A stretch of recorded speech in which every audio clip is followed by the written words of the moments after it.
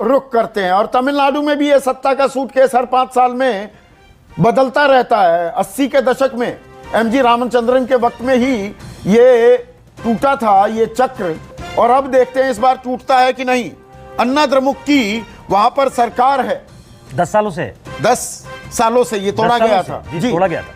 तो अन्ना द्रमुक को 37% वोट मिल रहे हैं और द्रमुक को, डीएमके गठबंधन को 51%। लैंडस्लाइड है, लैंडस्लाइड, 14% का फर्क। और इसे सीटों में अगर हम तब्दील करें, 234 सीटें हैं तमिलनाडु में, तो अन्ना द्रमुक के खाते में महज 57 और डीएमके 175, लगभग 3/4, जो मैं बता रहा था ना वो पूर्ण बहुमत, एब्सोल्यूट मेजॉरिटी डीएमके को मिलती दिख रही है। ये लैंडस्लाइड है सुकेश। बिल्कुल, 175 सीटें 234 में। ये 10 सालों के बाद जो चुनाव हुआ है, डीएमके इसमें पूरे फोर्स के साथ आई है।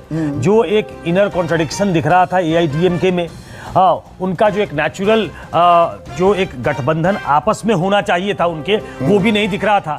और चूंकि वहां आपने ठीक कहा था कि 5 सालों में वहां सत्ता परिवर्तन की एक परंपरा बनी हुई, हाँ। उसको तोड़ा था पिछली बार। बिल्कुल।